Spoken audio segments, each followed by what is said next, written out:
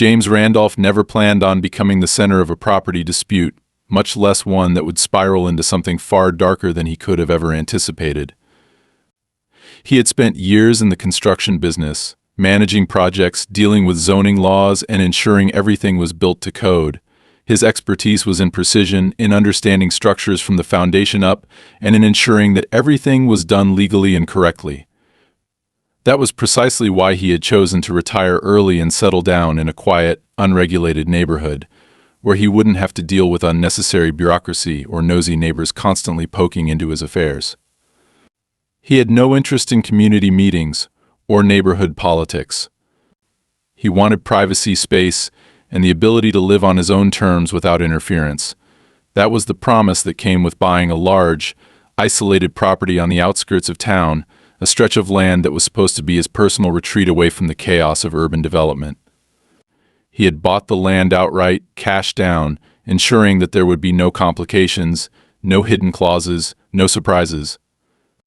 The property had a beautiful, sprawling landscape, thick tree lines that shielded him from prying eyes, and enough room to build additional structures if he ever decided to expand. For all intents and purposes, it was supposed to be his personal sanctuary. That illusion shattered the morning he stepped outside to find heavy construction equipment parked on the far edge of his land. The sound of metal clanking against rock and the dull, rhythmic pounding of machinery against earth sent an immediate spike of irritation through him. He wasn't expecting any work to be done on his property, certainly hadn't authorized any contractors to dig anything, and as he made his way toward the source of the commotion, the irritation turned into something else entirely: confusion, then concern. A massive trench had been carved into the ground, a pit large enough to fit a small house inside, with wooden support beams already being installed along the walls. This wasn't just a hole in the ground, it was the early framework for some kind of underground structure, a development project that was well past the planning stages. James scanned the area, his mind racing through the possibilities, trying to figure out whether there had been some mistake, whether someone had mixed up the property lines, or if this was some kind of scheduled work he hadn't been informed about. That was when he saw him. Kenneth Doyle, his neighbor, the man who had bought the adjacent lot just a few months prior. He was standing near the edge of the trench, overseeing the work with a calculating expression, his arms crossed as he monitored the laborers below. Doyle wasn't the type of neighbor James had ever made much of an effort to get to know. He had always given off an odd vibe, a sort of reserved paranoia that made conversation difficult. The few times they had spoken, Doyle had rambled about the importance of self-sufficiency, of preparing for what was inevitably coming, about how modern society was built on fragile systems that were bound to collapse sooner or later. At the time, James had written him off as just another doomsday prepper, the kind of man who stockpiled food and ammunition in his basement just in case civilization came crashing down. He hadn't thought much of it until now. James approached with deliberate steps, his voice cutting through the noise with the weight of authority he had owned from years of managing construction sites. What the hell is going on here? He expected Doyle to look startled, maybe even apologetic, to scramble for some excuse about how this was all a big misunderstanding. Instead, Doyle turned to him with an eerily calm expression, as if he had been expecting this conversation. "Morning, James," he said, his voice infuriatingly casual. "Figured you'd come over eventually." James gestured sharply at the gaping hole in his land. "You mind explaining why there's a goddamn excavation site on my property?" Doyle tilted his head slightly, as if considering his words carefully.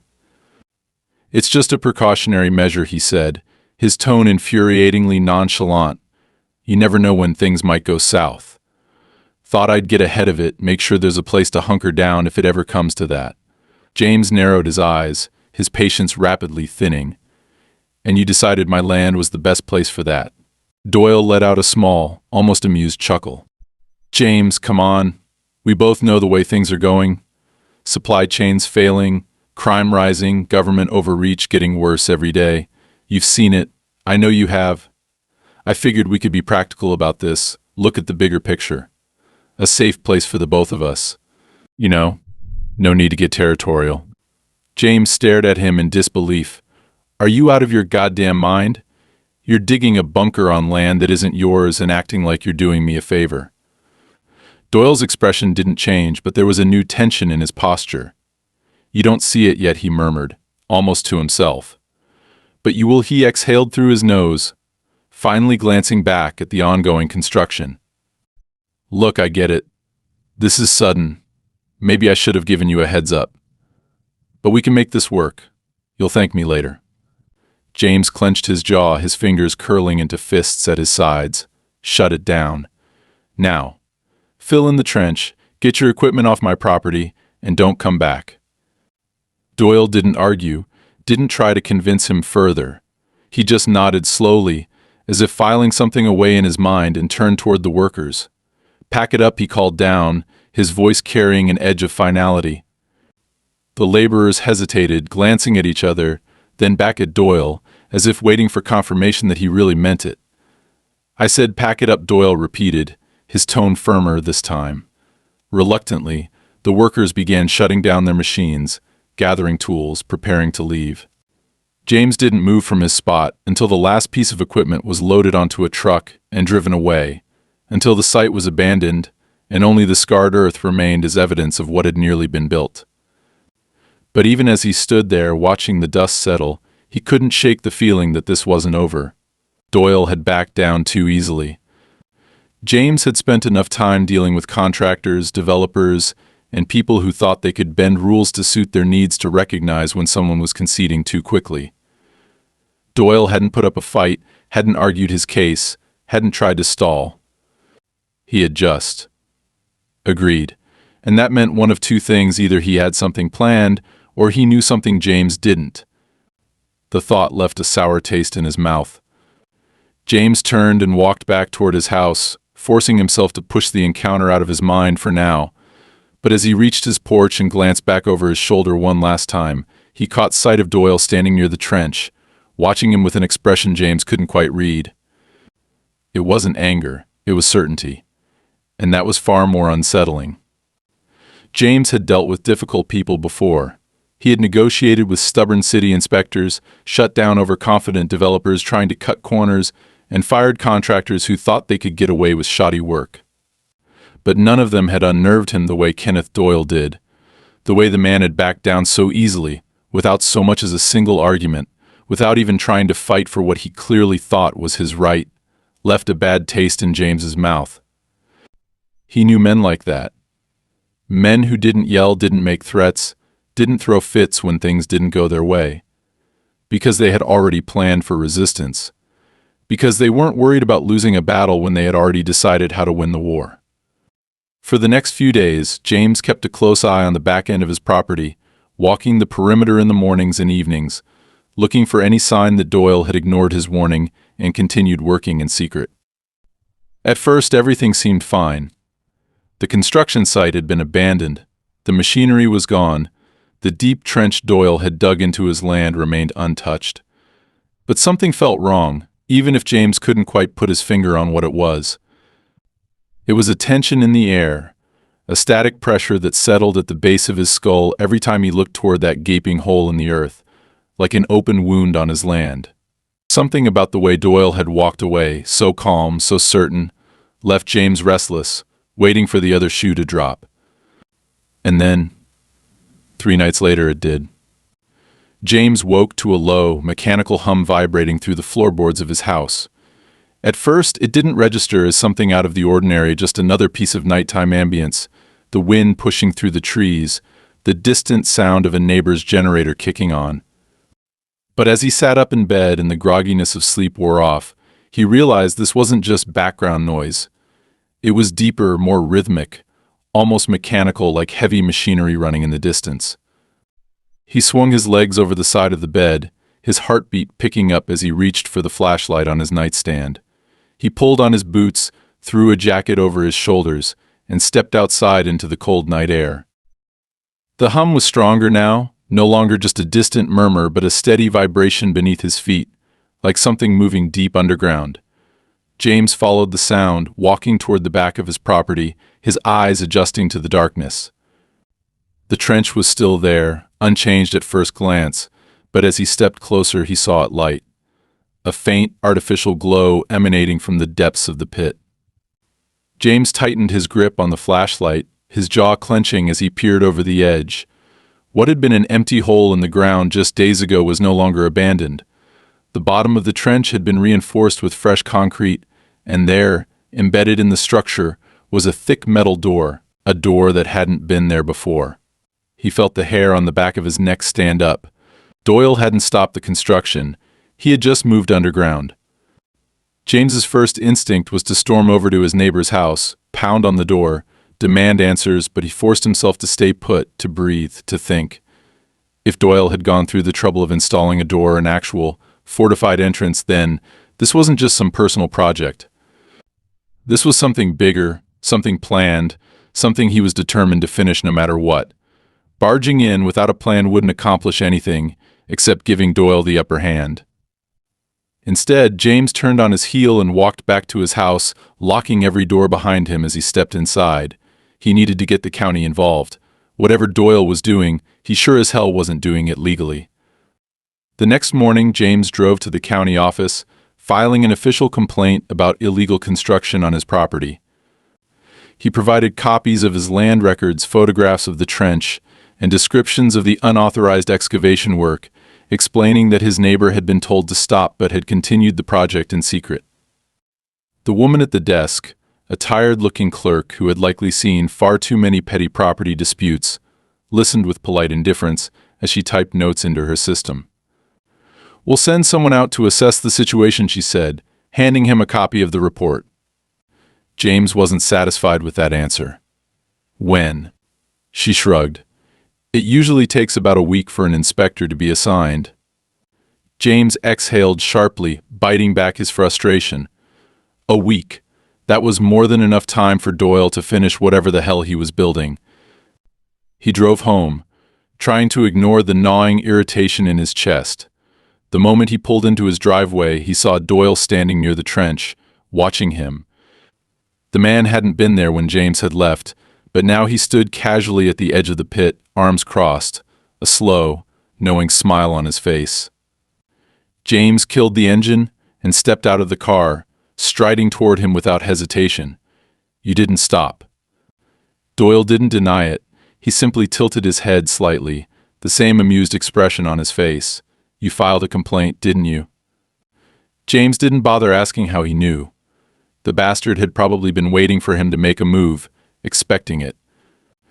"They'll shut this down," James said. Doyle's smile widened, but there was no warmth in it. Maybe he gestured toward the trench with an almost lazy motion. "Or maybe you'll realize this isn't something you want to fight me on." James clenched his fists. "You're on my land." Doyle took a slow step forward, closing the space between them. "And yet you can't seem to do anything about it." James held his ground, refusing to be baited.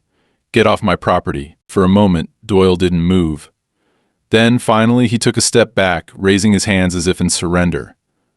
"All right, James, I'll leave." But this he nodded toward the trench. "This is bigger than you think." James didn't respond. He just watched as Doyle turned and walked back toward his own property, taking his time like a man who had already won. That night, James sat in his living room with a loaded pistol resting on the coffee table. He wasn't paranoid. He wasn't the kind of man who jumped to conclusions. But he had seen enough in his years in construction to know when something wasn't right. The way Doyle spoke, the way he carried himself, the way he looked at James not like a neighbor, but like an obstacle, made it clear that this wasn't over. And the worst part? James was starting to think Doyle was right. This was bigger than he thought. James had never been the kind of man to second-guess his instincts, and his instincts were telling him that he had underestimated Kenneth Doyle. That was a mistake he didn't intend to make again. The way Doyle had walked away from their last confrontation, the smug confidence in his posture, the certainty in his voice, it all pointed to a man who knew exactly what he was doing, and worse, knew exactly how to get away with it. James had seen that kind of arrogance before in developers who thought they could sidestep regulations, in contractors who cut corners and hid structural flaws behind layers of paint and drywall, in business owners who believed that with enough money, enough patience, and enough well-placed connections, They could do whatever the hell they wanted. He had spent years shutting down those kinds of people, making sure they paid for every illegal shortcut, every deception, every buried mistake that would have led to disaster if left unchecked. But Doyle wasn't just another developer trying to save a buck. He wasn't some corporate suit who thought fines were just part of the cost of doing business. He was something else entirely, and that made him dangerous. James didn't sleep that night. He sat in his living room, lights off, staring out at the back of his property where the trench sat like an open wound in the earth. He had checked the county records again before leaving the office earlier that day, just to confirm what he already knew: Doyle had no permits, no authorization, no legal right to be doing what he was doing. And yet there he was, digging into the land as if he owned it, as if James himself was nothing more than a minor inconvenience. The thought made his jaw clench, his fingers curling into fists at his sides. He wasn't about to be pushed off his own damn property. At some point after midnight, the noise started again. It was faint, but unmistakable, the deep, steady hum of machinery running underground. James felt the vibration beneath his feet before he heard the sound clearly, a subtle, almost imperceptible tremor that ran through the foundation of his house, setting the glass of water on his coffee table trembling. His stomach tightened. He had told himself he wouldn't do anything reckless, that he would let the county inspectors handle it, that he wouldn't escalate the situation by acting on impulse. But that was before Doyle had made it clear that he didn't care about rules, that he wasn't going to stop just because James had told him to. That was before James had felt his own damn house shaking from whatever the hell was happening beneath his land. He grabbed his flashlight and his pistol, not because he planned to use it, but because he wasn't stupid. He wasn't walking into the dark unarmed when he had no idea what he was dealing with. Stepping out into the night, the cold air bit at his skin, the silence stretching thick and heavy between the trees. The hum was louder now, coming from beneath the ground, pulsing in steady intervals like some kind of industrial engine buried deep in the earth. As he approached the trench, the faint glow from the underground entrance caught his eye again. That reinforced door, the one that hadn't been there days ago, was slightly ajar. James's heart pounded against his ribs. He had two choices: walk away, wait for the inspectors, let the legal process play out, or go down there and find out exactly what the hell Doyle was building. He already knew which one he was going to pick. The metal of the door was cold beneath his fingertips as he pushed it open. A short flight of concrete steps led down into a dimly lit corridor, the walls lined with exposed steel beams and electrical wiring. The deeper he went, the stronger the hum became, vibrating through the walls, through the floor, through his bones. He moved carefully, his steps slow and deliberate, ears straining for any sound that wasn't coming from the machines. Then, ahead, the corridor widened into a larger chamber, and what he saw made his breath catch. This wasn't just a bunker. It wasn't some paranoid prepper's underground hideout. It was something else entirely. Stacks of crates lined the walls, heavy-duty storage containers with no markings, no labels, nothing to indicate what was inside. A row of industrial generators hummed along the far end of the room, thick cables snaking across the floor, disappearing into the walls. There were metal racks filled with supplies, non-perishable food, water filtration systems, medical kits, radiation detectors. And then against the back wall was a console. A screen, currently dark, with a panel of switches and dials beneath it, surrounded by thick bundles of insulated wiring that ran up into the ceiling like veins pumping life into some unknown system. James exhaled slowly, his grip tightening around the flashlight. This wasn't just a survival shelter. This was a fully equipped operational command center. Doyle wasn't just planning for an emergency. He was preparing for something specific. Before he could process what he was looking at, the hum of the generators suddenly cut out. The silence was deafening, and then, behind him, footsteps. James turned sharply, raising the flashlight, and there was Doyle, standing at the bottom of the stairs, watching him with an expression that was almost amused. "I was wondering when you'd finally take a look," Doyle said, his voice calm, casual, like they were discussing the weather. James took a slow step back, his pulse hammering against his throat. "What the hell is this?" Doyle tilted his head slightly like he was deciding how much to say. "This," he gestured around the room. This is insurance. James's grip tightened on the flashlight. You're trespassing on my property. You built all of this on my land without permission. Do you have any idea what kind of legal trouble you're in? Doyle smiled. It wasn't reassuring. I know exactly what I'm doing, James. You're the one who doesn't. James clenched his jaw. You think you can just do whatever the hell you want because you believe the world's ending? You think that gives you the right to steal my land and build whatever the hell this is? Doyle's expression didn't change. The world isn't ending, James. It's just changing. And I intend to be ready when it does. James took another step back, positioning himself closer to the exit. He didn't like the way Doyle was looking at him. You need to shut this down, he said, keeping his voice steady. I don't care what you believe. I don't care what you think you're preparing for. This is my land, and I'm not going to let you use it for whatever insane plan you've got in mind. Doyle sighed, almost like he was disappointed. You're still thinking small. You're still worried about property lines and legal disputes when you should be asking yourself why I'd go through all this trouble in the first place. James felt his stomach twist. What the hell does that mean? Doyle didn't answer immediately. He just looked at James, studying him, measuring him. Then, finally, he said, You ever ask yourself why this land was so cheap when you bought it? James stiffened. Doyle smiled again, but this time there was something almost pitying in it. You think you own this place, he murmured, shaking his head. You don't. James had heard enough. He turned and strode up the stairs, expecting Doyle to stop him, to grab his arm, to threaten him, but he didn't. He just watched as James left, that same knowing look on his face. By the time James reached his house, his mind was racing. He pulled up the deed to his land, scrolling through the records, searching for anything, any detail, any indication of what Doyle was talking about. And then, buried in an old document, he found it. A single line. A reference to something called Project Nightfall. His blood ran cold. Doyle wasn't just some paranoid lunatic. He knew something James didn't. James sat at his desk, his fingers drumming against the wooden surface as he stared at the words Project Nightfall on his screen. The longer he looked at them, the heavier they seemed, like a weight pressing down on his chest. Doyle had spoken with such certainty, as if he knew something James didn't, something that had been deliberately hidden, something that no one was supposed to find.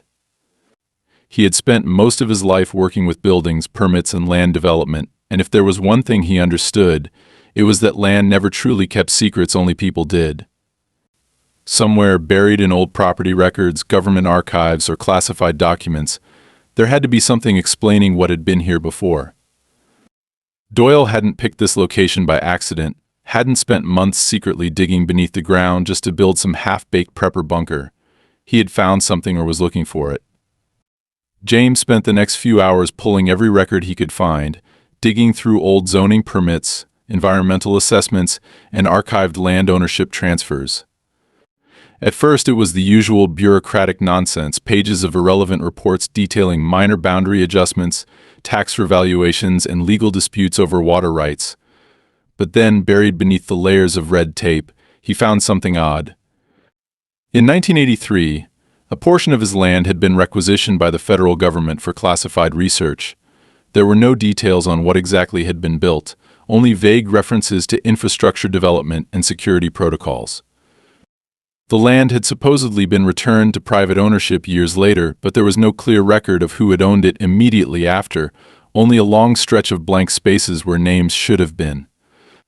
It was a gap in the records, an omission so glaring that it couldn't have been an accident. Something had been here. Something important enough to be wiped from public history. The knowledge sat in his stomach like a stone. If this had been some ordinary government project, there would have been paperwork, references to old buildings or decommissioned facilities, a clear trail of who had owned what and when. But this wasn't ordinary. The records had been scrubbed, the details buried, and now Doyle was digging into the past like a man searching for something he already knew existed.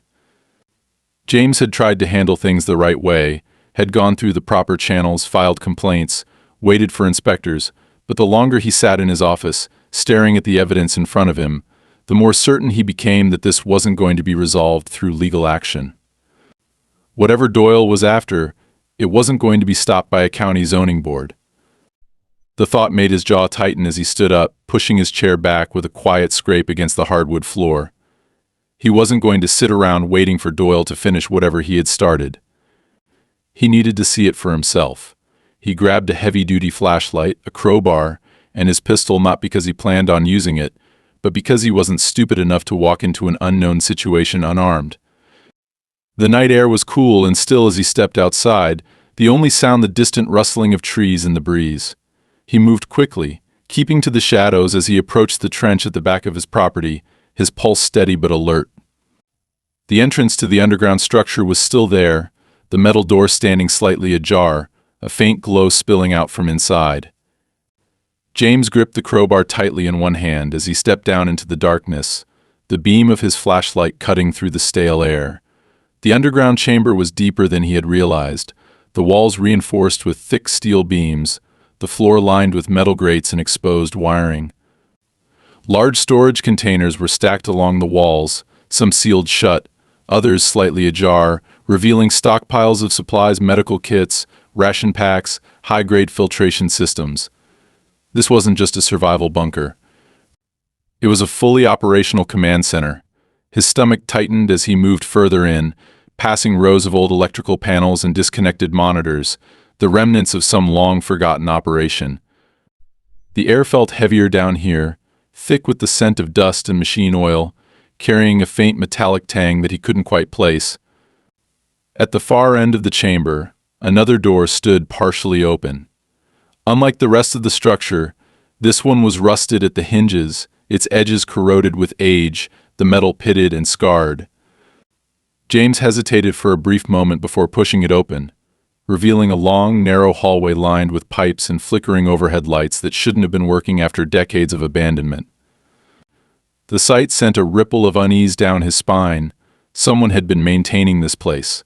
The tunnel stretched forward, disappearing into the darkness, and at the far end he could make out the faint outline of a larger room beyond. His grip tightened around the flashlight as he stepped forward, his boots echoing softly against the floor. As he entered the room, his breath caught in his throat. Rows of steel medical chairs were lined up in perfect formation, each one equipped with thick leather restraints, their surfaces coated in dust but otherwise untouched. Some had additional fixtures attached to them, head clamps, electrode pads, remnants of machines that had once been wired into the structure. The walls were lined with old computer terminals, thick cables running along the ceiling, connecting to dormant machinery that looked like it belonged in a Cold War-era laboratory. His flashlight passed over a nearby desk, its surface littered with yellowed documents, some still clipped together in old files. He picked one up, scanning the faded text, the words sending a slow chill down his spine. Cognitive enhancement trials, sensory deprivation experiments, subject retention failure. His fingers tightened around the edge of the paper as he read through the fragmented reports, most of the text redacted or too faded to decipher, but the pieces he could make out painted an unmistakable picture. This wasn't just a research facility, it had been a testing site. The realization made his pulse quicken, his mind racing with questions he didn't yet have the answers to. What kind of tests? What had they been trying to accomplish here? And more importantly, what had happened to the people involved? Before he could process any further, the sound of slow, deliberate footsteps echoed from the tunnel behind him. His breath hitched as he turned sharply, the flashlight catching movement just beyond the doorway. Doyle stood there, his expression unreadable, his stance relaxed but purposeful. He wasn't surprised to see James here. He had been expecting this. "You shouldn't be here," Doyle said, his voice low, almost conversational. James exhaled slowly, his grip tightening around the crowbar at his side. "Neither should you." Doyle took a step forward, his gaze flicking to the files on the desk before settling back on James. "You don't understand what you're looking at." James gestured to the rows of chairs, the rusted restraints, the remnants of whatever experiments had taken place here. "Then why don't you explain it to me?" Doyle was silent for a moment, his expression unreadable. Then, finally, he said, This place was never supposed to be found. James felt a cold chill creep down his spine, found by who Doyle's expression darkened slightly, his jaw tightening. By anyone still asking questions. James took a slow step back, his instincts screaming at him to get the hell out of there. He didn't know what this place had been, didn't know what Doyle was trying to finish, but one thing was certain, this wasn't just about a bunker. It was about something much bigger, something buried in the past that was never meant to be uncovered, and now James had just made himself part of it. James had spent his entire career dealing with unpredictable situations, but nothing had prepared him for the moment he stood face to face with Kenneth Doyle in the middle of an abandoned underground facility, surrounded by remnants of something that should have never existed in the first place. The silence between them stretched unbearably, the air heavy with the weight of everything unsaid. Doyle wasn't just some deranged survivalist building a bunker on stolen land. He was standing in a place that had been buried, erased from public record, hidden beneath layers of classified documentation and decades of silence. Whatever had happened here, whatever Project Nightfall had been, it hadn't ended the way it was supposed to. And now Doyle was bringing it back. James didn't trust himself to speak first. He watched Doyle closely, searching for any sign of hesitation, any flicker of doubt, but the man's expression remained calm, almost detached, as if he had been waiting for this moment.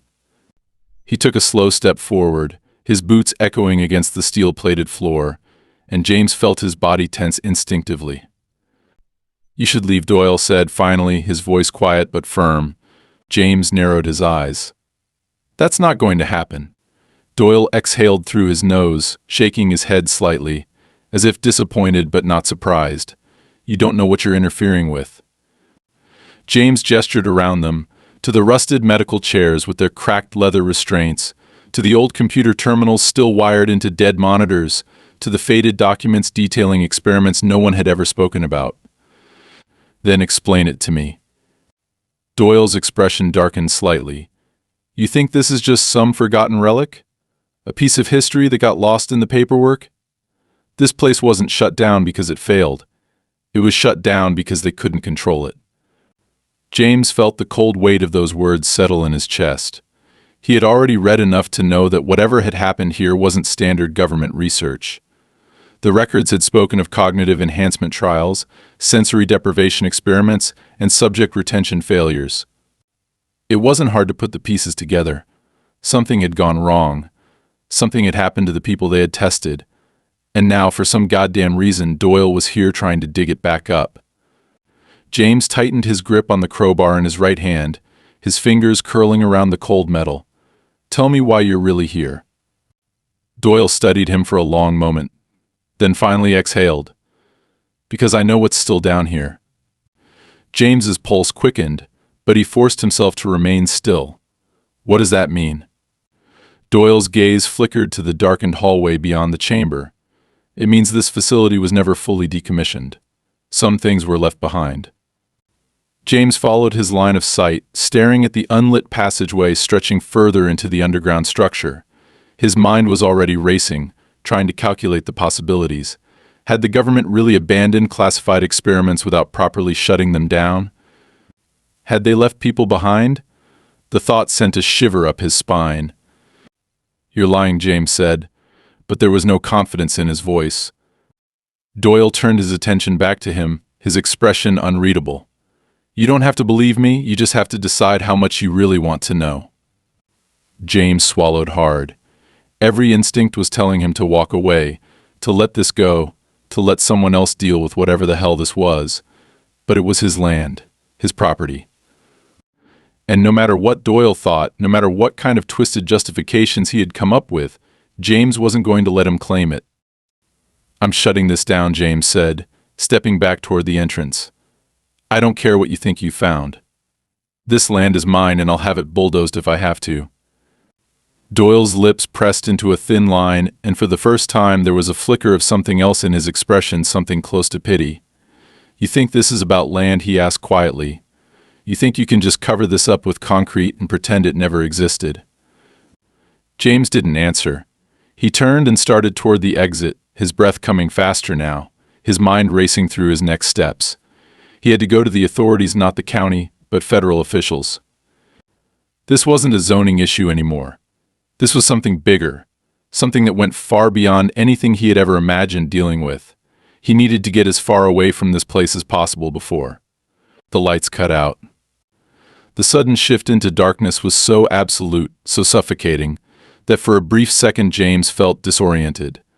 The faint mechanical hum that had been present since he entered the facility had stopped, leaving an eerie, unnatural silence in its wake.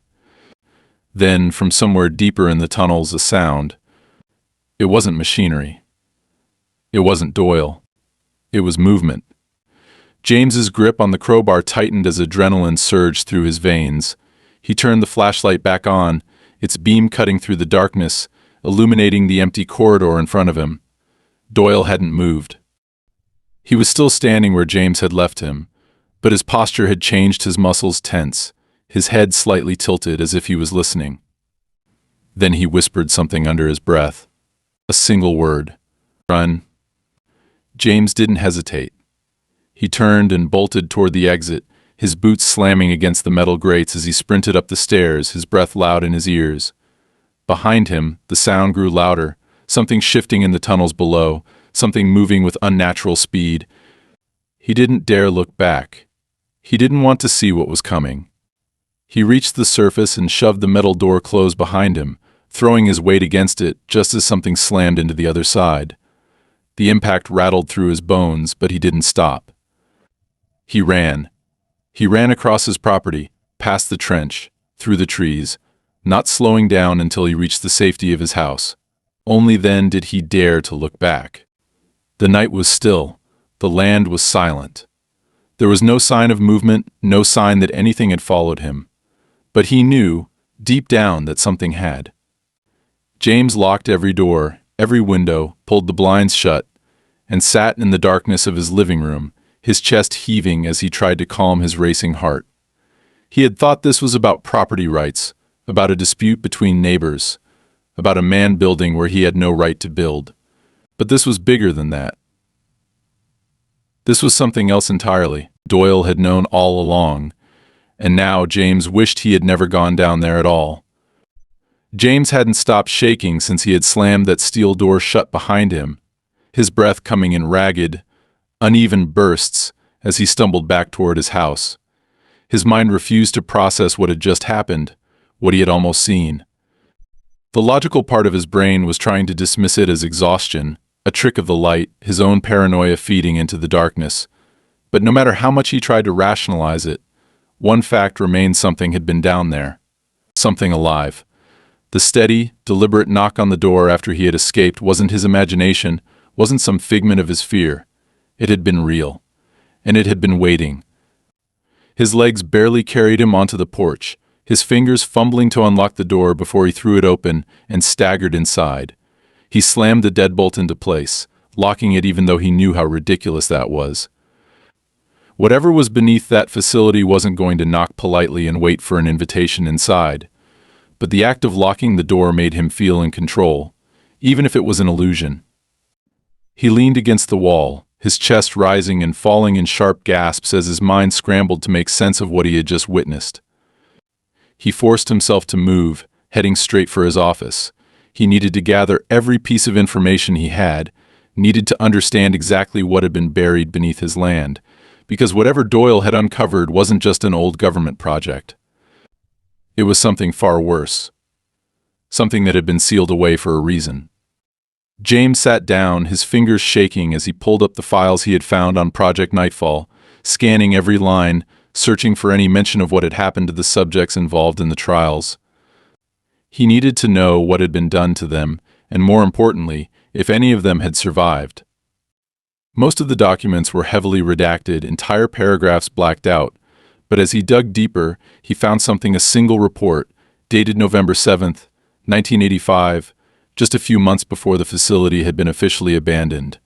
Subject exhibits extended cognitive lapses, unresponsiveness ranging from 6 to 72 hours, followed by erratic behavioral patterns. Vocalizations no longer match baseline speech patterns. Increased sensitivity to external stimuli. Retention deemed a failure. Orders issued for termination.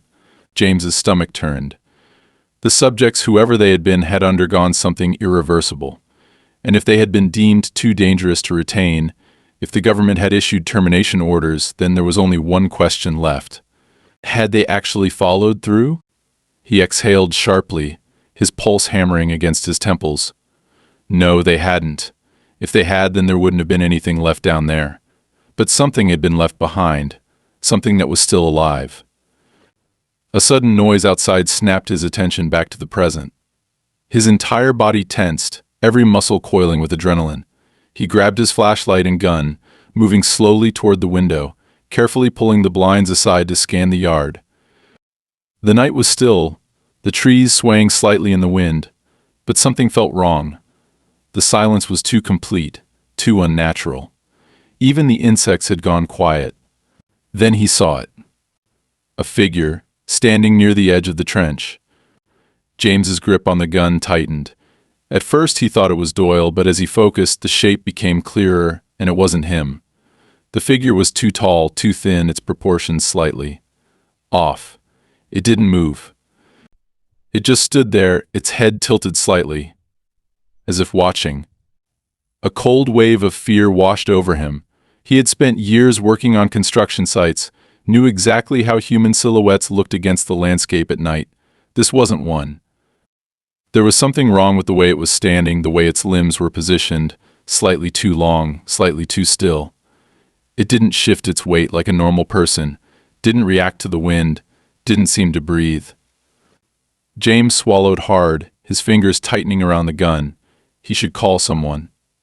But who? The county? The police? They wouldn't understand. They wouldn't even believe him. The figure took a step forward.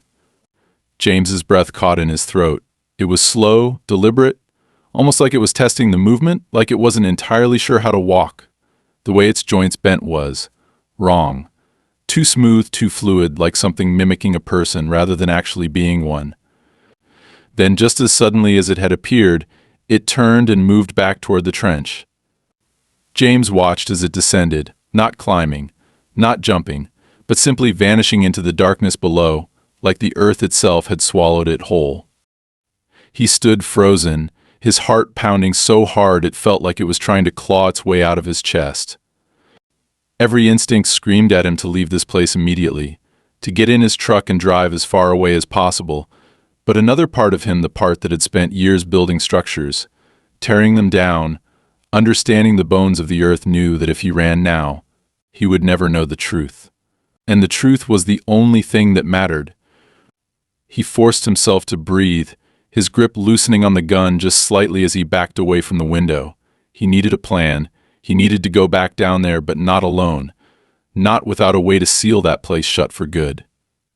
He grabbed his phone, scrolling through his contacts until he found the name of an old colleague, a demolition specialist he had worked with years ago, a man who knew exactly how to collapse an underground structure without leaving a trace.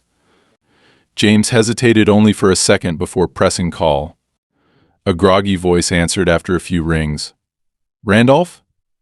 "Jesus, do you know what time it is? I need your help," James said, his voice steady despite the adrenaline still burning through his veins. "And I need it now." There was a pause, then a sigh. "What the hell did you get yourself into?" James exhaled, staring back toward the trench, toward whatever the hell was still lurking down there. "I'll explain when you get here." And for the first time since this nightmare began, he knew exactly what he needed to do. He was going to bury that place for good. James had always believed that every problem had a solution, that no matter how complicated or dangerous a situation became, there was always a way to bring it under control with the right plan, the right tools, and the right amount of force. But standing there on his porch, staring out at the trench where something not entirely human had just disappeared into the darkness, he felt something he hadn't felt in years: uncertainty. He had faced corporate sharks, corrupt officials, and ruthless businessmen trying to cheat the system, but he had never faced this.